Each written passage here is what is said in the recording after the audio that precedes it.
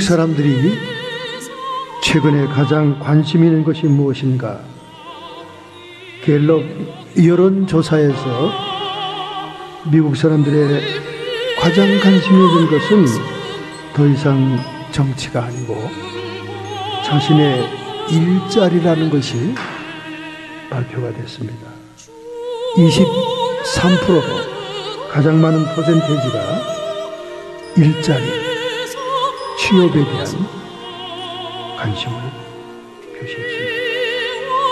얼마 전까지만 해도 정치에 관심이 있었습니다. 그런데 이제는 자신의 일자리에 대한 관심이 가장 많다. 한국도 마찬가지인 것 같아요. 대학생들이 학교의 졸업을 연장하면서까지 취직에 열중하고 있지 않습니까? 최근에 한국의 대기업들이 이제는 스펙만 보는 것이 아니라 업무의 능력을 중심으로 해서 뽑겠다, 그렇게 발표가 됐다고 뉴스에 나왔어요. 오히려 이것은 그들에게 더 무거운 짐을 지어준 겁니다. 그동안은 이력을 관리하기 위해서 열심히 시험도 보고 토익 점수도 올리고 그랬는데 이제는 업무 능력까지 과외를 해야 된다는 거예요. 대학 졸업생들이 수백만 원씩 주고 취업 과외를 하고 있다는 거예요. 그래서 문과의 인기가 폭락을 하고 이제는 이과, 공대, 공과가 3배나 전공자들이 뛰었다는 겁니다. 43%가 공과대학으로 전과를 한다는 거예요. 왜냐하면 취업이 문과보다는 공과, 이과가 더 쉽다, 이렇게 된 거지. 뉴스에 보도된 바에 의하면 인구론이 요즘 유행한다는 거예요. 인구. 인문학과를 나오면 90% 이상이 취직을 못한다. 인구론이라는 겁니다. 이렇게 한국이나 미국이나 이제 관심이 경제활동과 자신의 일자리에 대한 관심이 가장 많다는 거예요. 그런데 여러분, 앞으로 10년 후에면 모든 일자리의 3분의 1이 사라진다는 거예요. 아니, 도대체 왜 일자리가 불어나면 불어나지 왜 사라진다는 거야? 전방위 로봇 혁명이 일어나기 때문에 사람들이 하던 일자리의 3분의 1이 다 사라진다는 겁니다. 최근에 호주에 있는 광산 사업자인 리오 틴토가 모든 공장에 트럭터 운전자, 굴착기 운전기사를 로봇으로 바꾸었고, 그 다음에 거기에서 캐어진 모든 광물을 갖다가 중국이나 한국으로 수출하는데 450km 떨어져 있는 화물 정거장까지 무인 궤도 기차를 이용해서 광물질을 옮긴다는 거예요. 그래, 무수한 노동자들이 다 해고가 되었다는 겁니다. 여러분, 호주 나라에서 일어나는 사건이니까 우리가 별 상관이 없어 보이죠? 아닙니다. 여기 애플 컴퍼니가 본부로 자리 잡고 있는 쿠퍼티노만 해도 거기에 유명한 에르도프 호텔에 모든 웨이터들 로봇으로 사용하고 있다는 겁니다. 그래서 호텔 방에서 음식을 주문하면 로봇이 다 챙겨가지고 와서 문 앞에서 전화를 통화해가지고 문을 열어주면 로봇이 쫙 들어와가지고 음식을 서브한다는 거예요. 첨단 도시 실리콘밸리의 모습입니다. 바로 우리 근처 동네 이야기입니다, 여러분. 이렇게 로봇 혁명을 통해 잡이 3분의 1이나 사라진다는 거예요. 가장 위협을 받는 사람이 누구냐? 텔레마케팅. 90%의 잡이 사라진다네요. 99%. 그 다음에 기계 운전기사들, 그 다음에 약제사, 약을 지는 약제사도 잡이 떨어진다네요. 조합근로자, 동물관리인, 또 유리창 교체 근로자 등등 수많은 잡들이 사라진다는 거예요. 최근에 드디어 철밥통 같은 자동차 보험회사들이 머리를 맞대고 고민을 하고 있습니다. 그동안 정말 배 투둥기고 잘 먹고 잘 살았죠. 여러분, 보험은 이 시대에 정말 거의 남능장사예요, 여러분. 인간의 불안 심리, 인간의 그 두려움을 근거로 해서 만들어진 이 보험 금융은 그동안 수많은 돈을 이익을 남길 수 있는 곳에 투자할 수 있도록 한 황금을 낳는 방망이였어요. 그런데 지금 자동차 보험업자들이 머리를 맞대고 향후 앞으로 우리가 어떻게 살아갈 것인가 고민하고 있다는 겁니다. 왜 그렇습니까? 구글에서 무인차가 이제 곧 시판되지 않습니까? 그 테슬라에서도 나오지요. 여러 회사에서 무인차가 나옵니다. 무인차가 나와서 GPS로 자동 운전하고 다니는데 교통사고가 나겠습니까? 보험회사 팔이 날리게 생겼죠. 그래서 지금 이 사람들이 고민하고 있는 거예요. 그동안 잘 먹고 잘 살고 정말 투자를 잘하고 돈벌이 좋았던 이 보험회사들이 드디어 철밥통 아성이 무너지는 소리가 들린다 그 말이죠. 무인차가 나왔다 하면 교통사고가 확 줄어버리는 거죠. 보험회사들이 문 닫을 지경이 된 거죠. 등등 이렇게 로봇 혁명으로 일자리들이 사라집니다. 더구나 인공지능에다가 데이터베이스까지 함께 하기 때문에 이거는 인간을 능가하는 지능을 갖게 된다 그 말이죠. 부품 사업자들도 지금 고민하고 있어요. 자동차 사고가 줄어들면 자동차 부품이 팔리겠냐 그 말이죠. 흔들리는 미국 노동시장입니다. 변호사들 판례를 모아가지고 공판에 들어가서 변호하는데 이것도 로봇이 대행할 수 있게 됐다는 거예요. 모든 판매를 데이터베이스에서 걸러가지고 조리 있게 이성적으로 변론할 수 있게 됐다는 거예요. 증권사도 팔이 날리게 됐다 그 말입니다. 증권사도 데이터베이스에 의해서 증권 투자를 자문해 준다 그 말입니다. 중산층의 일자리가 줄어들기 시작하고 이것은 대통령 선거에도 큰 이슈로 등장하게 된다는 겁니다. 결국 이 사회는 10대 90이라는 양분된 사회로 극단화를 치달을 것이다. 생산성은 향상되고 있지만은 고용성은 떨어질 것이다 그 말입니다. 노동시장의 뿌리째 흔들리는 10년 후의 로봇 혁명입니다, 여러분. 사회 구조의 변화가 엄청나게 생기게 된다고 합니다. 벌써 여러분 직장이 사라진 게 많아요. 벌써 많습니다. 컴퓨터가 들어오고 난 다음에 사회가 많이 변했습니다. 없어진 게 많아요, 여러분.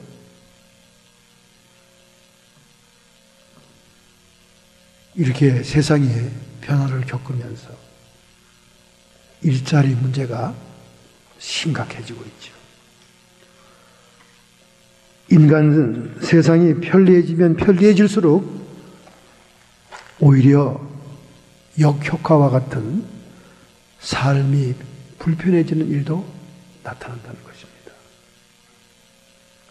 오늘 본문이 기록된 이 시대에는 컴퓨터도 로봇도 없는 시대였지만은 사도 바울은 환난을 겪고 고난을 겪으면서 절망도 하고 소망도 갖고 실망도 하면서 그는 무엇이 우리가 이 땅에서 정작 가져야 될 소망인가 하는 그런 질문을 던지고 있는 것입니다. 정말 저도요, 둥지가 깨어지는 극심한 환난 속에 들어가게 되니까 세상이 정떨어지더라고요. 세상에 대한 불타는 패션과 정열과 야망들이 다 소멸되더라고요. 물론 나이 탓도 있겠습니다만 우여굴격을 걷고 환난과 고난 속에 용광로처럼 연단되면요, 세상에 대한 미련이 싹 가시는 거예요. 그러니까 종말론자, 또 재림론자 그 왜 옛날에 마라나다 선교회 한국에 세계적으로 센세이션을 일으켰던 그 팀들이 다 이 세상에서 불만족이 많은 사람들이죠.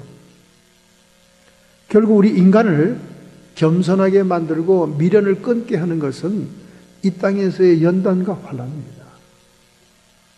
사울도 젊은 청년의 시기 때 바리새파 스펙이 좋은 그런 청년으로서 야망이 불탔고 산헤드린의 대제사장들에게 줄을 잘 서서 세상 부귀에 대한 열정이 강렬했던 사람, 그래서 기독교인들을 박해하러 돌아다녔던 사람이지만은 그가 예수의 제자가 되고 이방 선교의 그릇이 된 다음 세상의 풍랑과 환난과 고난 속에 그의 사역이 진행될 때 그의 소망은 땅이 아니었습니다. 그의 소망은 하나님 나라였어요.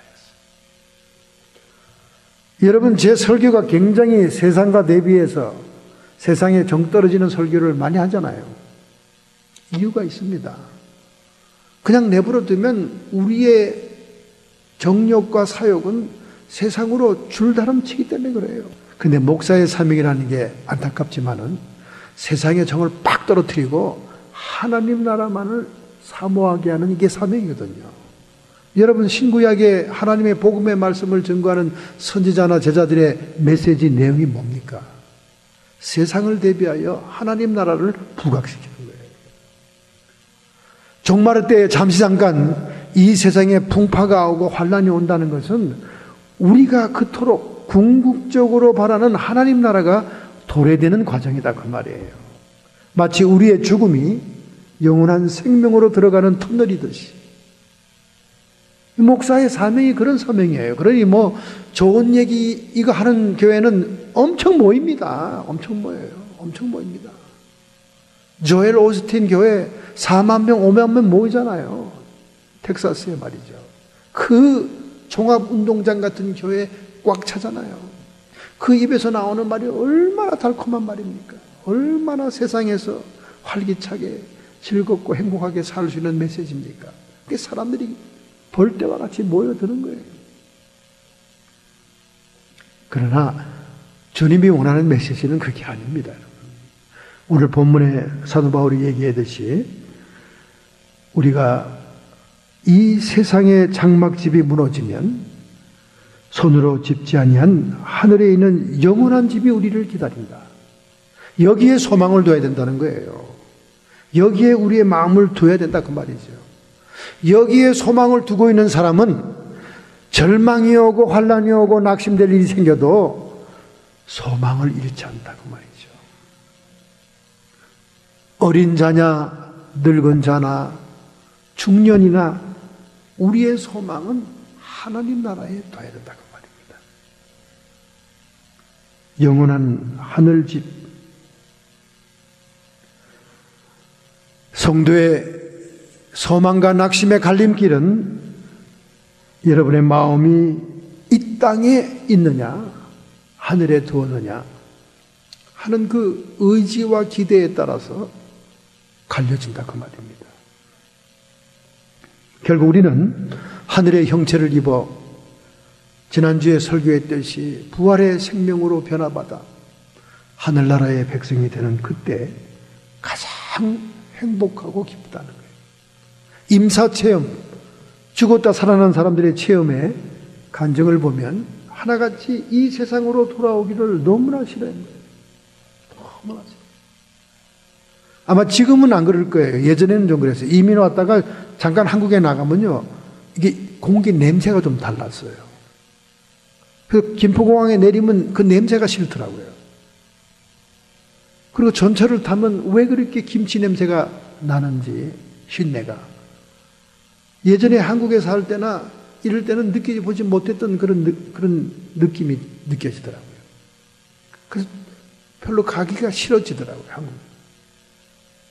지금은 많이 달라졌죠. 지금은 모든 도시가 아파트화되고 수세식화되고 이러니까 모든 것이 달라졌습니다만은 예전에는 그랬다 그 말이죠. 그렇듯이 천국에 갔던 사람들이 이제 너는 지금 올 때가 아니다. 다시 돌아가라. 주님의 말씀을 듣는 순간 너무나 세상으로 자기의 몸으로 귀환하기가 싫더라는 거예요. 억지로 다시 깨어났다는 겁니다. 그때부터 그가 교통사고를 났든지 죽을 병에 걸렸든지 그 고통이 밀려오는 것이 너무나 싫더라는 것입니다. 그러니 우리가 가보지 않은 길이라도 그것이 얼마나 좋다는 것을 우리가 사모해야 될 줄로 믿습니다. 지난주에는 천사장의 호령과 큰 나팔 소리와 함께 혼련이 우리가 변화된다고 그랬습니다. 그래서 하나님의 하늘의 형체를 입게 된다고 그랬습니다. 그러면 우리가 하늘의 형체를 입을 때 다 동일한 형체로 순식간에 바뀌냐? 물론 썩어질 것이 썩지 않을 것으로 바뀌는 것은 똑같습니다만은 이 땅에서 우리가 영적으로 성장하고 성숙했던 그 형상과 모습은 가지고 있다는 거예요. 이 지상의 삶, 이 지상의 영적인 성장과 성숙의 단절이 아니라는 겁니다. 다 똑같은 사람으로 획가닥 변해서 똑같은 수준의 영물이 되는 게 아니라는 거지요.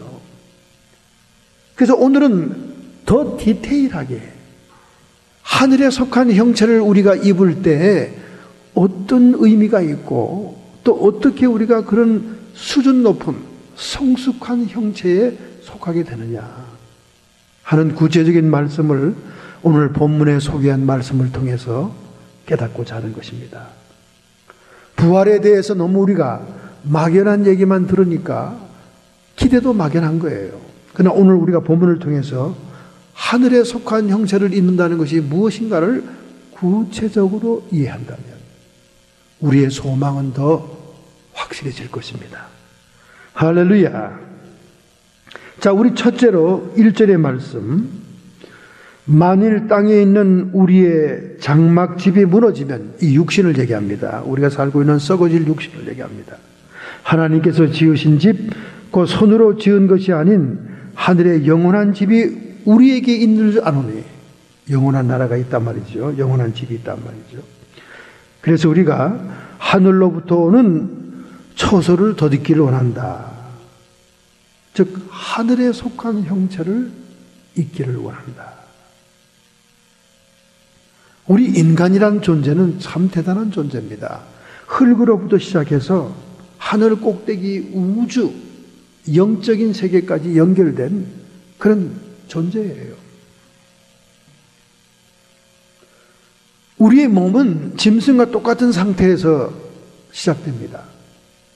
생명이 된지라, 생물이 된지라, living soul, 네페시라고 하는 말, 네페시 하야라는 이 말은 모든 생물에게 쓰는 생명을 가진 존재다. living creature, 그런 뜻입니다. 동물이나 사람이나 몸을 가지고 있는 것은 똑같고 지식이 있는 생명이 있는 것은 똑같다고 말입니다.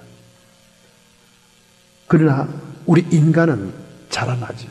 의식도 발전하고 몸도 형체를 이루면서 자라납니다. 그렇게 성숙하고 자라나는 것이 하늘나라의 형체를 입을 때 연결이 된다는 거예요. 연결이. 오늘 여러분과 제가 땅을 향해서 얼마나 집착하고 있느냐, 하늘을 향해서 얼마나 기대를 하고 있느냐에 따라서 여러분이 환경 조건에 상관없이 절망과 소망 사이를 움직일 겁니다. 우리가 하늘의 집과 하늘에 속한 형체를 기대한다면 우리에게 있는 소망과 희망은 흔들 자가 없는 거예요. 할렐루야. 그러나 땅을 바라보고 세상을 바라본다면 환경의 변화, 조건의 변화에 따라 수없는 파도와 밀려가 밀려나가면서 우리는 절망과 참담함 속에 떨어질 것입니다. 최근에 한국의 정치계를 타격한 빅뉴스가 있지 않습니까? 성완종 경남기업 회장의 얘기입니다. 검찰 수사를 받으면서 얼마나 충격을 받고 얼마나 억울했으면 스스로 생명을 끊었겠습니까? 고인의 명복을 빌고 고인의 아픔을 이해할 수 있습니다. 설령 그가 억울하다는 말이 자기가 죄가 없다는 말을 보다는 제가 생각하기에는 비자금을 많이 풀어서 정치인들에게 먹일 만큼 다 먹였는데 자기를 유독 뽑아가지고 범죄 수사를 시작하는 것이 배신감을 느꼈을 수도 있습니다. 있어요. 정권이 바뀌고 정치가 바뀌면 이전에 혜택 보던 사람들이 다 들춤을 받잖아요. 그래서 기업들이 무너지기도 하고 감옥에 가기도 하고 그렇습니다. 그러니까 자기가 샘플이 된 게 굉장히 억울했겠죠. 오죽하면 목숨을 끊었겠어요. 자수성가한 분인데 어릴 때 너무나 가난해서 국민학교도 다 졸업을 못할 정도지만은 그렇게 대성을 했다잖아요. 한 사람이 자기의 결백을 주장하고 수많은 정치인들에게 비자금을 풀었지만은 결국 돌아온 것이 표적수사라는 그 억울함 때문에 죽었다는 것은 정말 안타깝습니다. 동정이 가는 얘기예요. 문제는 뭡니까? 그분이 교회 장로라는 게 문제입니다. 어떻게 교회 장로로서 그 많은 물질과 그 많은 기업을 가지고 있으면 얼마나 교회 안에서 비중이 컸겠어요. 얼마나 교회 안에서 많은 헌금도 했겠습니까? 그런 사람이 가장 주님이 싫어하시는 자기가 자기의 생명을 끊는 율법을 범하는 죄를 짓고 가셨나 그 말이죠. 이것이 우리 한국교회의 문제점입니다. 여러분, 장로급이라면 예수님의 제자급인 거예요. 장로급이라면 교회 리더입니다. 얼마나 많은 주님의 말씀과 교훈이 그에게 들어있겠습니까? 그러나 세상 따로 하늘나라 따로였던 신앙이었기에 그는 하나님도 하나님 나라도 상관없이 스스로 결단을 내린 거 아닙니까? 오늘 현대 교인들의 비극이에요, 이게. 특별히 장로교 간판을 걸고 있는 교회들의 비극입니다. 왜 그러냐면 세상 따로 교회 따로 하늘나라 따로입니다. 왜? 어차피 우리는 하나님의 선택을 받고 예정된 하나님의 백성이기 때문에 잠깐 흙탕물에 몸을 담근다 할지라도 결국은 예정대로 선택받았기 때문에 천국 간다. 그렇기 때문에 이중적인 신앙생활을 할 수가 많다는 거예요. 그러나 제가 지난번에도 강조했듯이 에베소서나 로마서에 나오는 예정 선택의 교리를 칼빈이 뽑아가지고 강조한 것은 하나님의 주권을 강조했다고 말해요. 전능자로서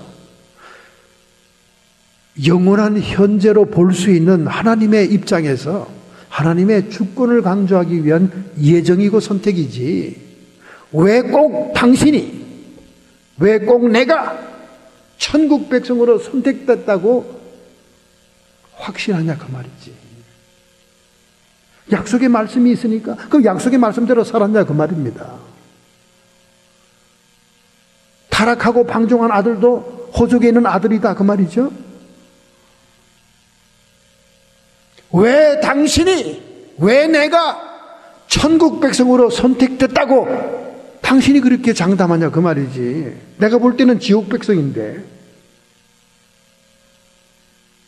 하나님의 눈으로, 하나님의 주권으로는 누가 지옥 갈지 천국 갈지 다 보이고 다 알죠. 한눈에 보니까.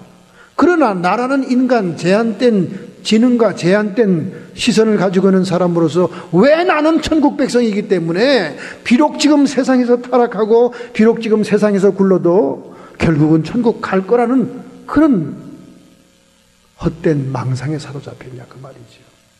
이런 교리, 이런 오해는요, 기독교를 마약으로 만드는 겁니다. 정말 무서운 수많은 사람들이 자기 착각 속에서 지옥으로 떨어질 거예요.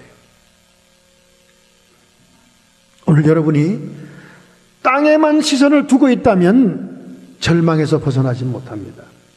오늘 여러분이 보이지 않은 하나님 나라의 형체를 사모하면서 하나님 나라를 바라본다면 환경 조건 상관없이 여러분의 마음속에는 소망이 꺼지지 않을 것입니다. 우리 인간은요, 자라납니다.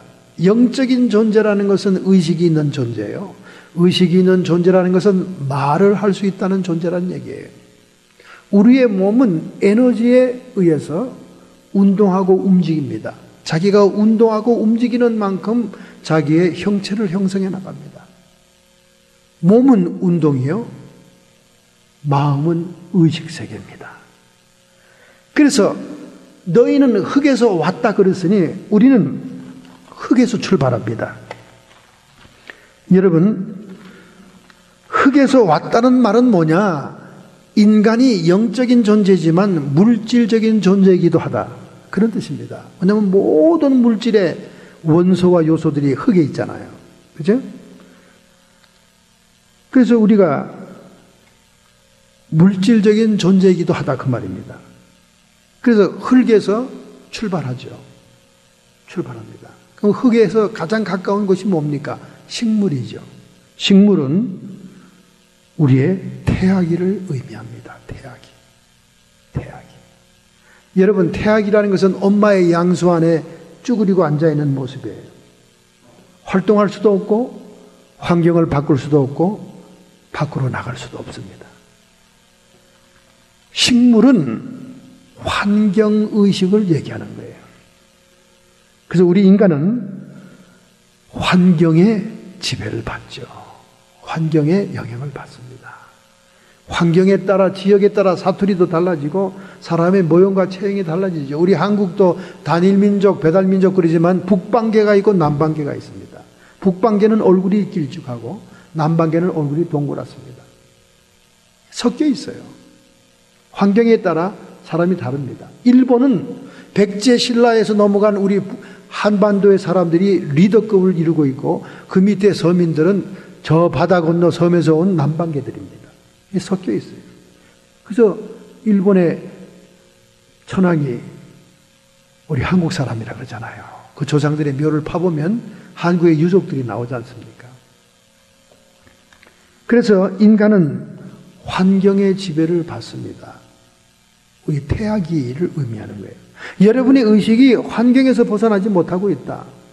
가정과 직장, 내 자식, 거기서 맴돌고 있다. 그럼 식물적 의식을 가지고 있는 거예요. 식물적 의식. 두 번째는 식물 다음에 동물이 있죠. 동물은 뭡니까? 생리적인 욕구가 그들의 삶을 지배하는 존재입니다. 동물은 본능에 충실하잖아요. 본능에. 그래서 새끼 낳고 바람 피우고 이성관계를 많이 하는 그런 의식과 그런 시기는 동물적인 시기다, 그렇게 얘기합니다. 동물적인 시기. 그 동물적인 시기를 넘어가면 무슨 시기가 옵니까? 동물적인 시기는 이제 유아기라고 할 수 있죠. 유아기 때는 장난감 사줘야 좋아하고 먹을 거 찾고, 유아기 여러분 알죠? 거의 본능적인 시기 아닙니까? 그 다음에 거기를 지나가면 사춘기가 오죠. 사춘기는 사람이 돼가는 시기입니다. 성숙되는 그런 의식이 들어차는 시기죠. 사춘기. 이 사춘기는 인정과 사람과의 관계를 중시합니다. 그토록 집안 식구들하고 함께 놀고 함께 활동하던 어린아이들이 이제 친구를 좋아하게 됩니다. 친구와 몰려다니기를 좋아해요. 그게 사춘기입니다. 그게 사람의식이죠. 그때는 인정과 사람들을 의지합니다. 같은 동료, 같은 동급, 이렇게 자기 또래 애들을 의지하게 됩니다. 이 사람의 의식으로 발전하는 거죠. 우리가 인생을 살면서 이 사춘기적인 사람의 의식의 지배를 많이 받는 사람들은 항상 인정 때문에 시련도 당하고, 인정 때문에 갯돈도 뛰고, 인정 때문에 많은 사람들에게 배신을 당해 상처를 받습니다. 그 의식의 단계예요. 그리고 또 끔찍이 다른 사람을 의지하죠. 이 사람 의식의 단계입니다. 그 다음에 그 사춘기적인 의식의 단계가 넘어가면 반항기적인 모습을 나타내는 사람들이 있습니다. 그냥 권위에 대해서 도전하고 부모에 거역하고 사회에 불평하고 반항기적인 그런 형태가 있죠. 이건 마귀들이 반항적입니다. 그래서 하나님을 도전하잖아요. 사탄이란 말은 하나님을 대적한다 그런 뜻입니다. 그래서 마귀는 반항을 자꾸 하니까 위에 권위가 가만히 있겠어요? 눌리죠. 권위에 도전하고 권위에 반항하면 권위들은 눌러요. 그래서 마귀의 의식에 지배를 받고 있는 사람들은 눌림을 받는 거예요. 눌림을. 뿐만 아니라 마귀의 의식은 눌림을 받게 되니까 자꾸 소외되고 고독하게 됩니다. 인생을 살면서 자꾸 고독해지고 소외될 때는 이런 마귀의 의식이 자리 잡게 된 거예요. 그 대신 마귀의 의식이 아니라 천사의 의식이 발전되는 사람이 있습니다. 이건 성인기라고 할 수 있죠. 이제 철이 드는 성인기죠. 이 천사의 의식은 그 책임의식입니다. 우리가 철이 들었다, 성인이 됐다는 것은 책임감이 높아지는 걸 얘기하는 거예요. 약속하면 시간을 지키고 무언가를 약속하면 꼭 해내는 책임 있는. 그래서 직장이나 교회나 이 사회활동에서 책임을 지지 않는 사람들은 사회 일원이 될 수가 없는 거죠. 이 천사는 책임의식 있는 형태로 변화됩니다. 이게 성인기입니다. 그 다음에 하나님 수준에 가면 완성기라고 그러죠. 완성기. 하늘에 속한 자의 형체를 입으리라. 완성기. 본래 우리 인간 자체가 하나님의 형상으로 지음받은 거예요. The image of God. 그 하나님의 형상, 그 형상을 도로 회복하는 거죠. 그게 완성기입니다. 그러니까 우리 인간이 몸은 운동을 통해서 자기의 형체를 이뤄나갑니다. 그래서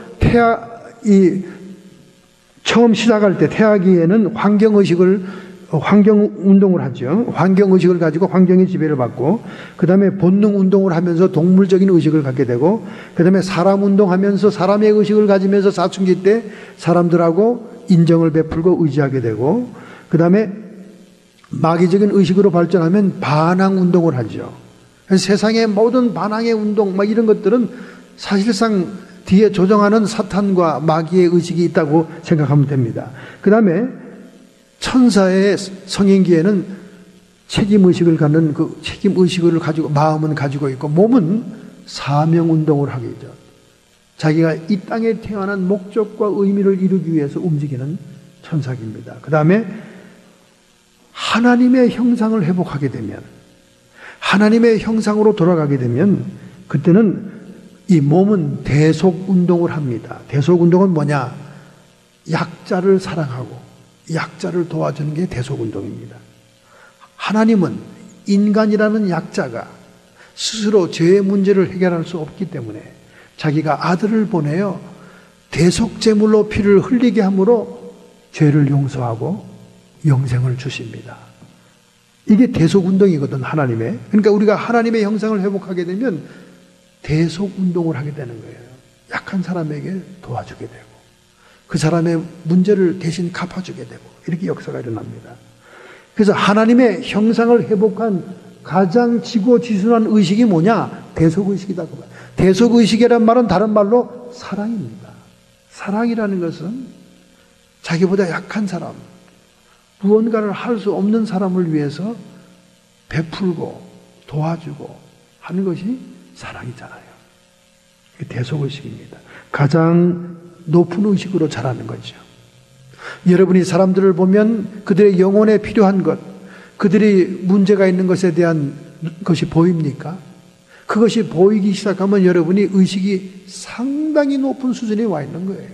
하나님의 형상을 회복하는 수준에 와 있는 거예요. 이게 대속의식입니다. 제가 중학교 1학년 때 사춘기가 왔잖아요. 사춘기. 도대체 하나님의 존재와 나는 무슨 상관이 있을까? 도대체 나는 왜 이 세상에 태어났을까? 내가 왜 이 세상에 존재할까? 그런 생각이 내 하루 종일 일과에서 떠나질 않는 거예요. 그러면 이제 주변에 있는 사람들에게 물어보잖아요. 우리 동료들에게 물어보면 자기가 생각하는 거에 대해서 막 얘기를 하죠. 그런데 이제 누나나 형들에게 물어보면 머리를 한 대 얻어맞습니다. 예이. 네가 지금 한가하구나. 개똥 철학이나 하고 말이지. 혼나죠. 저는 아버지한테 물어봤습니다. 아버지, 이렇게 물어보면 네가 찾아봐라. 네가 찾아보래요. 저는 굉장히 심각하고 고민인데 누나와 형들은 머리를 때리면서 야, 이 한가 녀석아, 뭐 그걸 생각하냐. 때려. 그 엄마한테 물어봤습니다. 엄마 왜 날 낳았어요? 이게 또 엄마 아버지가 다 먹여주고 살려주니까 한간 소리 하고 있네, 양. 응? 혼이나 났습니다. 사춘기 때니까 뭐 기도도 하고 성경도 읽고 책도 읽고 그러잖아요. 그러다가 제가 이사야에서 그걸 발견했습니다. 이사야에서 43장 21절에서 발견했죠. 이 백성은 내가 나를 위하여 지었나니 나의 찬송을 부르도록 함이니라. 하나님이 이 백성, 이 자녀들을 태어나게 한 것은 자신에게 찬송을 부르게 하기 위한 것이었다. 즉 하나님을 숭배하기 위한 것이었다. 답은 아주 간략하게 만났습니다. 그 답을 보고는 참 답이 간단하고 명료해요. 아, 그렇구나. 내가 이 백성을 지은 것은 나의 찬송을 부르게 합니다. 아, 하나님을 숭배하고 하나님을 존경하고 하나님을 예배하라는 뜻이구나. 그런데 그 성경을 읽고 난 다음에 약간 좀 쓸쓸한 마음이 들더라고요. 쓸쓸해요, 뭐가. 그럼 나를 위한 건 뭔가? 결국 하나님은 나를 기능적으로 찬송이나 받으려고 지었단 말인가? 아주 좀 씁쓸한 마음이 들어요. 이게 이제 신앙의 철이 안 들어서 그런 거죠. 그러니까 그것이 그냥 또 해답이 안 되는 거야. 그렇잖아요, 여러분. 내가 결국 로봇처럼 하나님이나 찬양하고 막 숭배하기 위해서 태어났단 말이야. 이 기능적인 피조물이란 말이지. 이 생각을 하니까 참 속이 시원하지 않아요. 그러다가 이제 에베소서나 로마서에 가보니까 예정론을 만나잖아요. 그죠? 선택의 교리를 만나잖아요. 하나님이 선택하고요. 그걸 읽다 보면 인생이 운명론적인 생각이 딱 드는 거예요. 아니 그러면 하나님이 예정하고 선택한 대로 하나님이 어떤 계획을 가지고 지은 대로 살다 가는구만. 운명론적인 피조물이네. 그 대답도 별로 석연치 않아. 아이고야, 그럼 내가 할 게 또 뭐가 있노? 하나님이 시나리오 쓰고 각본 쓴 대로 살다 가면 이거 완전 로봇 아니야. 대답이 안 되는 거예요. 아버지는 자꾸 성경에서 찾아보고 네가 찾아보라 그래서 제가 열심히 찾아보긴 하는데 성경에서 주는 답들이 별로 마음에 흡족하지가 않은 거예요. 내 자리가 없는 거예요. 내 자리가.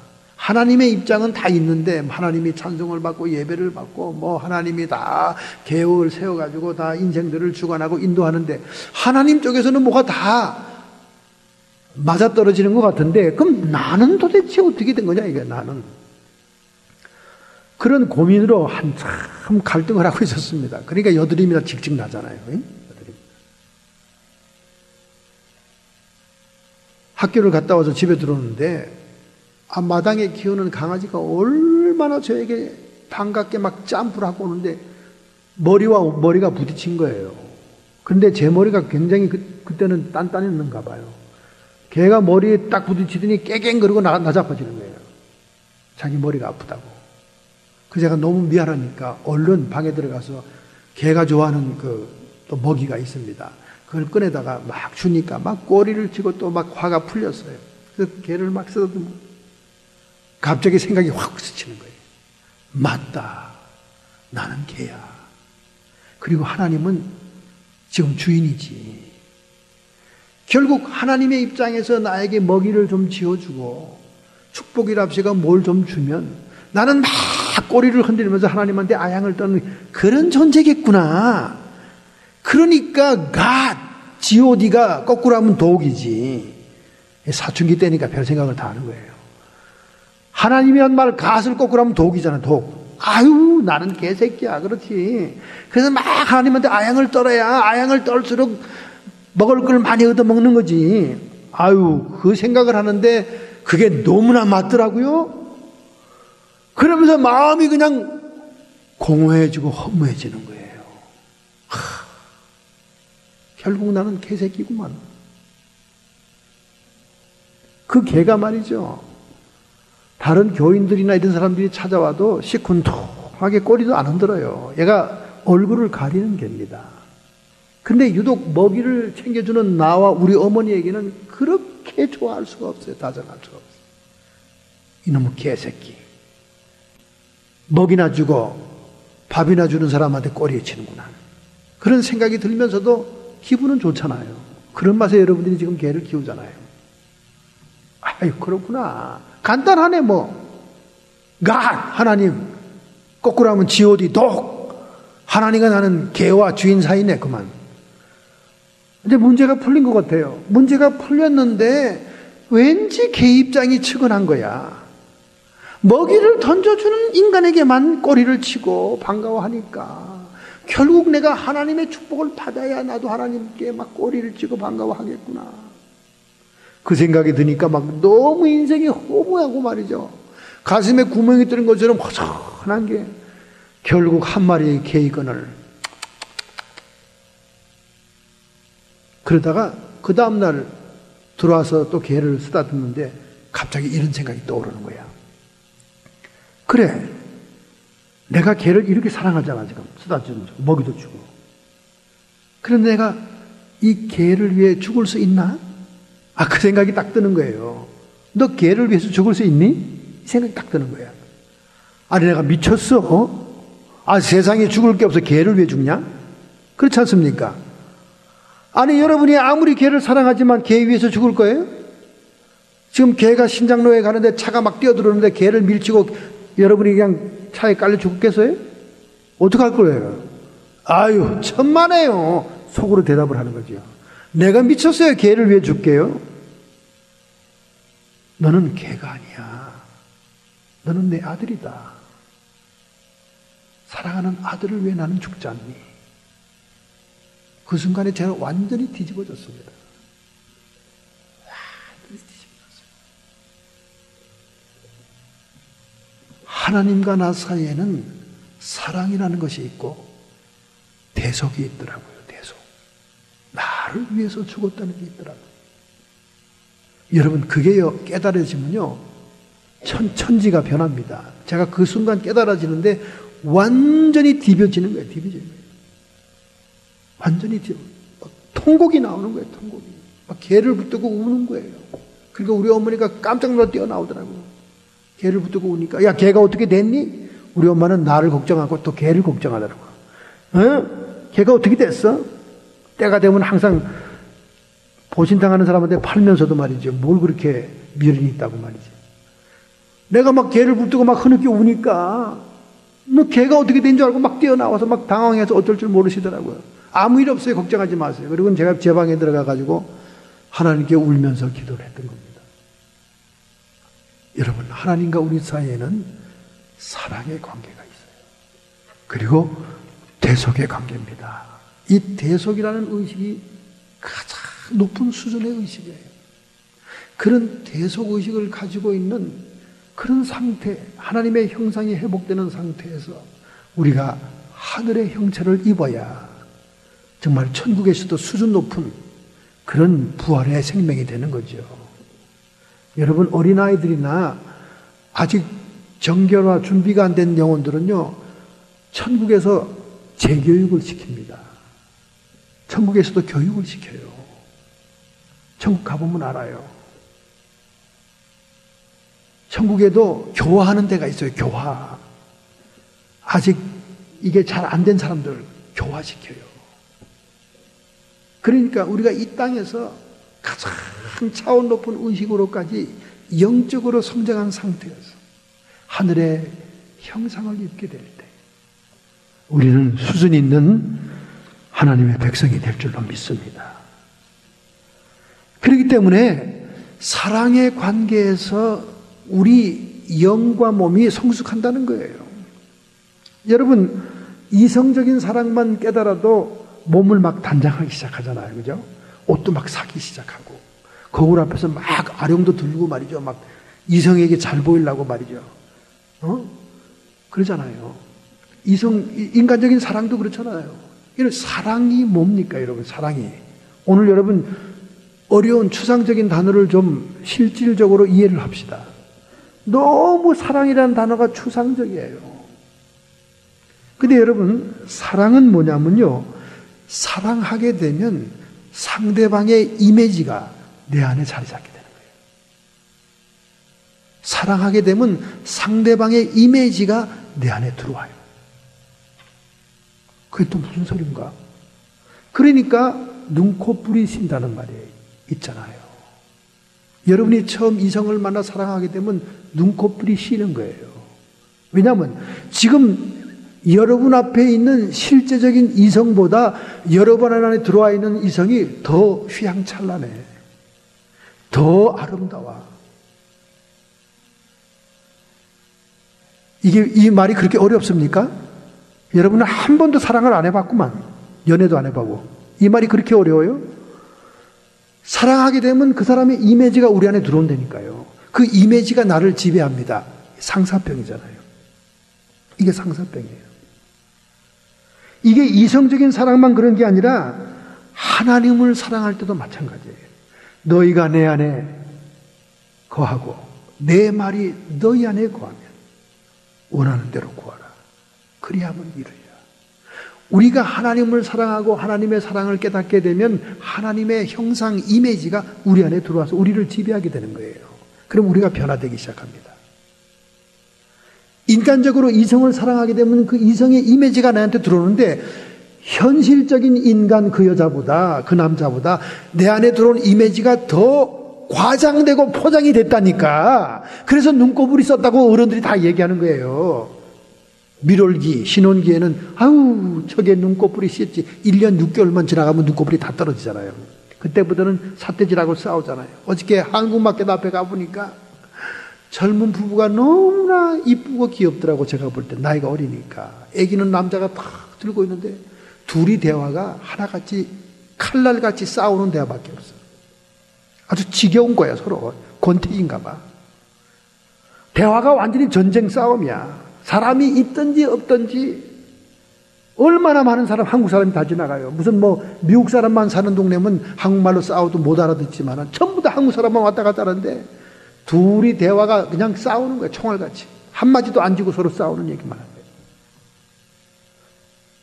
입은 옷이나 안고 있는 애나 모든 환경은 다 좋은 것 같아.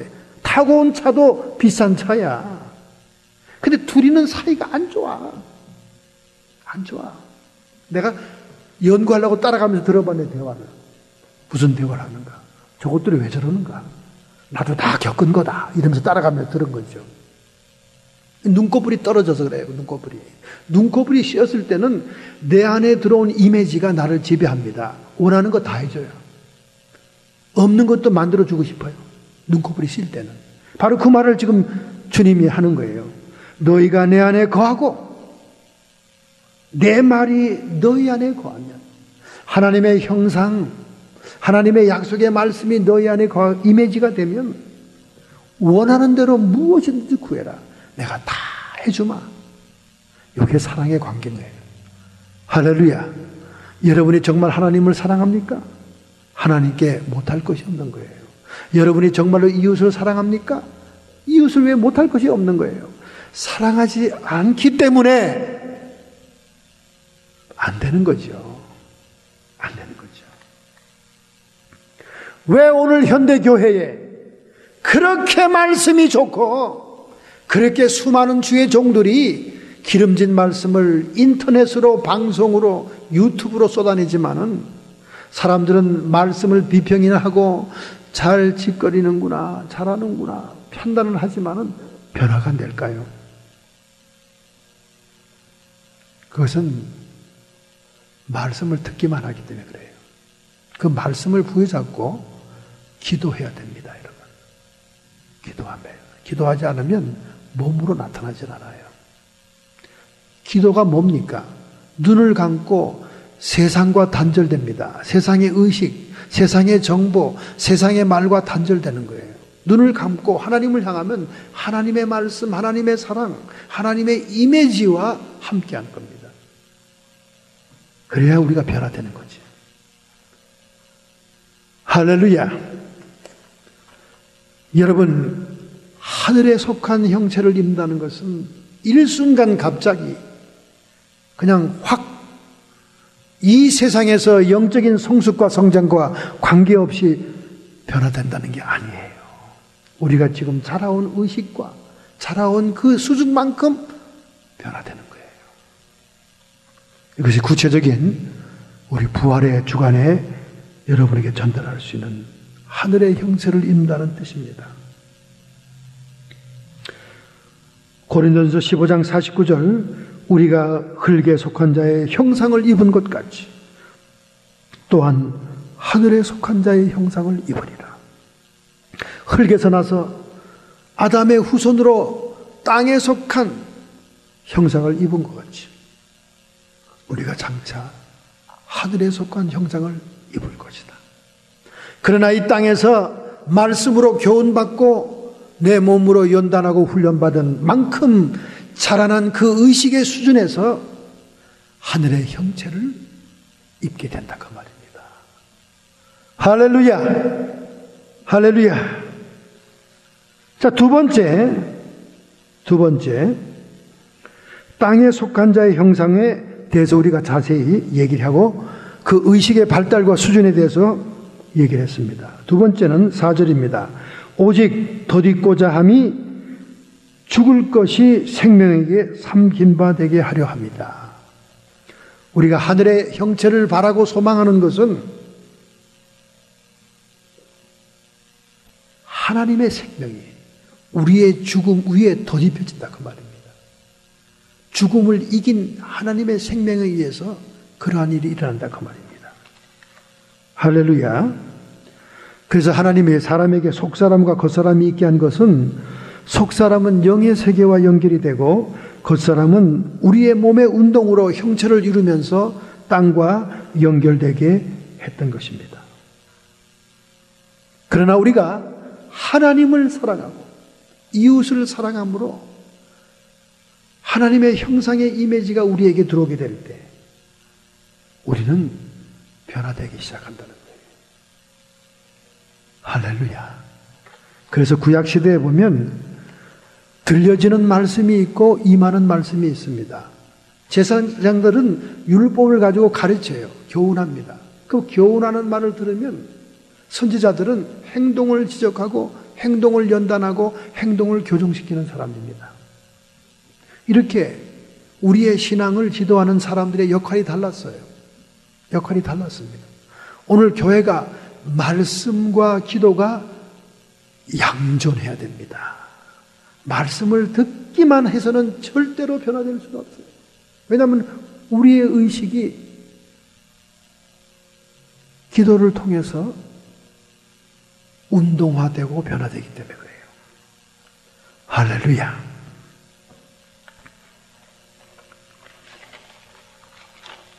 에베소서에도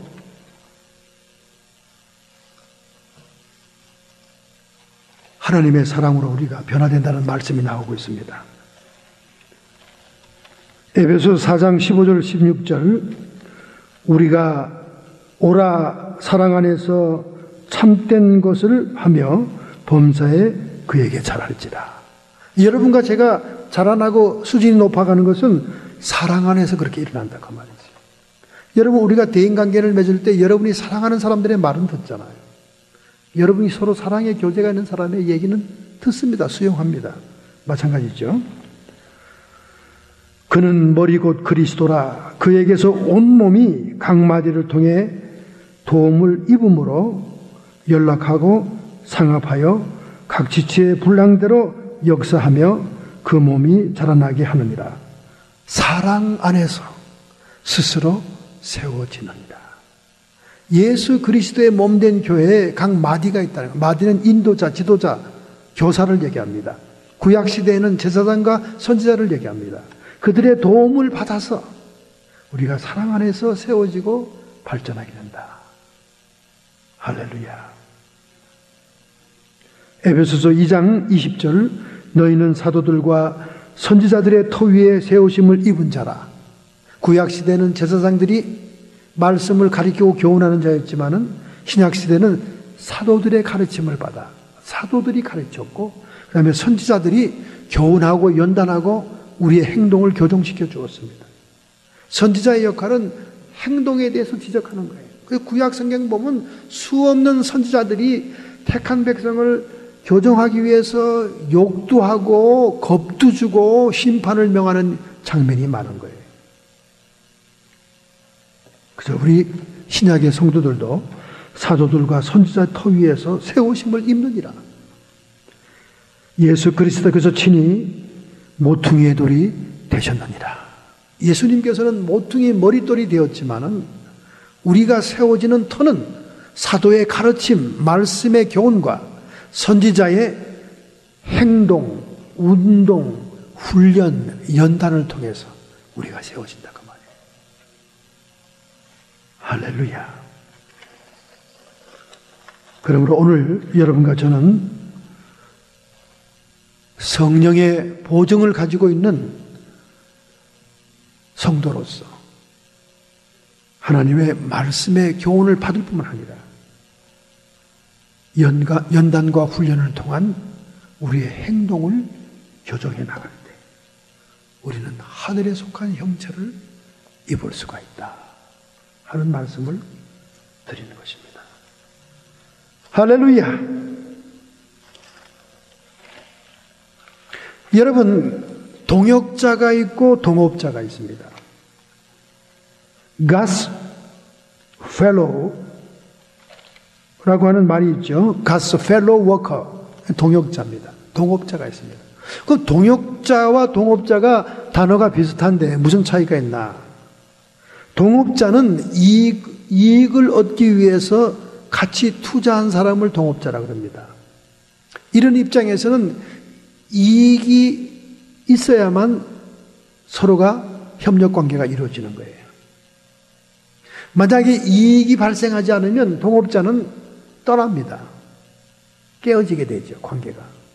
그런데 동역자라는 개념은 이익이 있거나 없거나 희생을 통해서 사명을 감당하는 것을 얘기하는 거예요. 오늘 우리가 예수님을 따라가는 사람으로서 동역자의 입장이 있는지 동업자의 입장이 있는지를 자신이 살펴봐야 됩니다. 여러분과 제가 동업자의 입장에 있다면 여전히 땅에 속한 형체를 입고 있는 거예요. 동업자의 입장에 있다면 하나님이 내게 이익이 되고 하나님께서 뭔가 모이와 먹이를 던져줄 때 따라간다 그 말이죠. 이 동업자의 입장입니다. 그것은 바로 식물과 동물과 마귀의 상태에 있는 의식과 땅에 속한 형체다 그 말이에요. 나에게 이익이 되어지고 있는 한 협력관계를 이루는 것이 동업자고, 나에게 이익이 없다 할지라도 사랑 때문에 희생하고 사명을 감당하는 것, 이게 동역자다 그 말이에요. 어떻습니까 여러분? 오늘까지 여러분이 예배하고 하나님의 교회에 나오시고 주님을 따르는 것이 동업자의 입장인지 동역자의 입장인지를 돌이켜봐야 됩니다. 동업자의 입장은 이익의 관계예요. 동역자의 입장은 사랑의 관계입니다. 오늘 여러분들이 마음을 다하고 뜻을 다하고 목숨을 다하여 하나님을 사랑한다면 우리는 하늘에 속한 형체를 입은 것이요. 그런 자녀들을 하나님은 그냥 놔두지 않죠. 그냥 놔두지 않습니다. 목숨까지도 우리를 위해 대속하신 분인데 세상이 필요한 공급을 왜 하지 않겠습니까? 우리는 하나님과 사랑의 관계를 맺음으로 하늘에 속한 형체를 입어야 될 줄로 믿습니다. 할렐루야! 제가 전도사 때는 주일 학생들을 가르친 적이 있거든요. 그런데 이 주일 학생들 중에는 정말 선천적으로 DNA가 믿음이 흡수가 잘 되는 아이들이 있어요. 집안에 할머니, 할아버지는 불교고 부모님들은 무종교인데도 불구하고 혼자 교회 나오는 어린아이들 가운데도요, 신앙이 아주 급속도로 자라는 아이들이 있어요. 설교하거나 분번 공부하고 성경 공부 가르칠 때 그런 아이들하고 대화하면 기운이 솟죠. 보람을 느낍니다. 사실은 주일학교 교사하고 전도사 하는 게 쉬운 일이 아니거든요. 걔들 수준에 맞춰서 설교를 해야 되기 때문에 쉬운 일이 아닙니다. 맨날 재미있는 얘기를 해야 돼요. 성경의 진리를 전달할지라도 걔들이 익사이팅하고 관심을 잡아놓을 수 있는 그런 방법으로 해야 되니까 대단한 실력이 아니면 안 됩니다, 여러분. 저희 동생도 주일학교도 제가 설교하던 얘기를 요즘도 가끔 하는 때가 있어요. 형이 설교할 때 재밌었다고 이런 얘기를 합니다. 6학년 학생이었어요.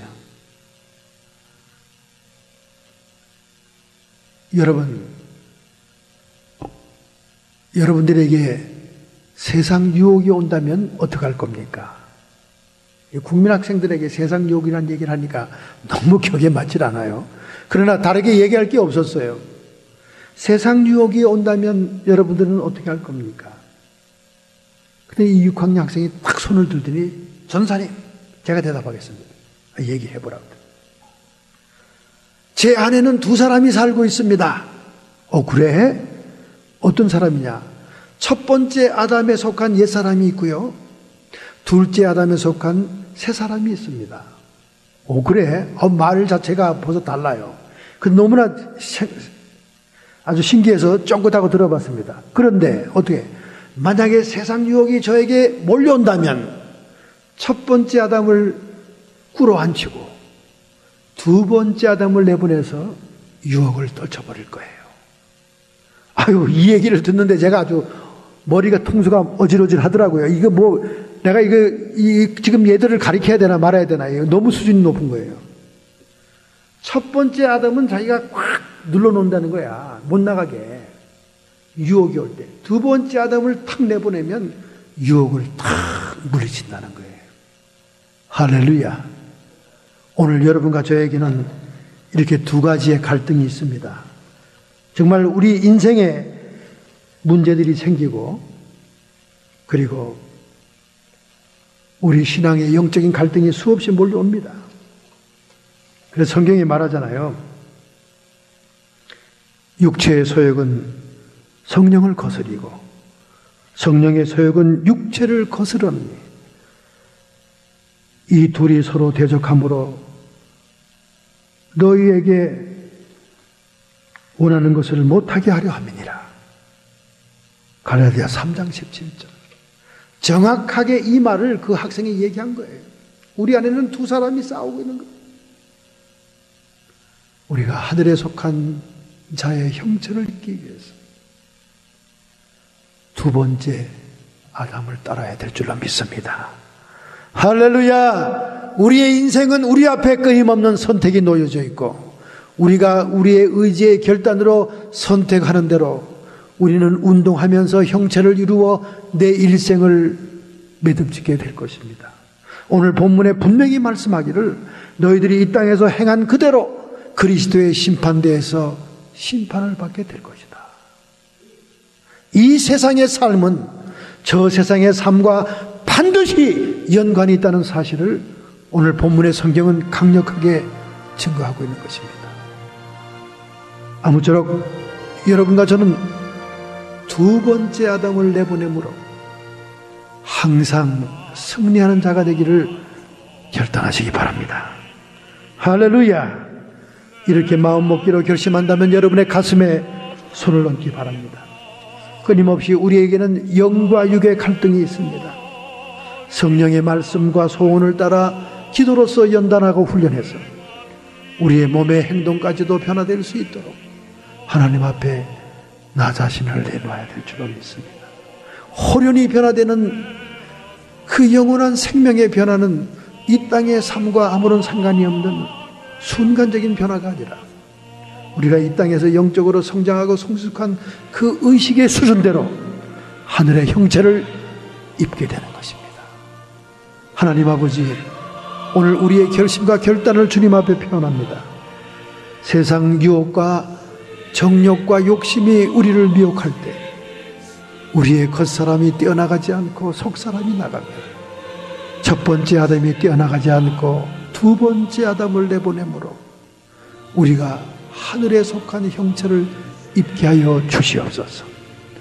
우리가 하나님을 사랑하기 때문에 하나님은 우리에게 모든 것을 보장하고 약속하고 있습니다. 하나님에 대한 이 사랑을 변치 않기로 결심합니다. 결단하고 결심하는 성도들을 축복하시고 안수하여 주시옵소서. 성도의 육체와 정신에 역사하는 모든 질병들은 이 시간 예수 그리스도의 이름으로 치료함을 받을지어다.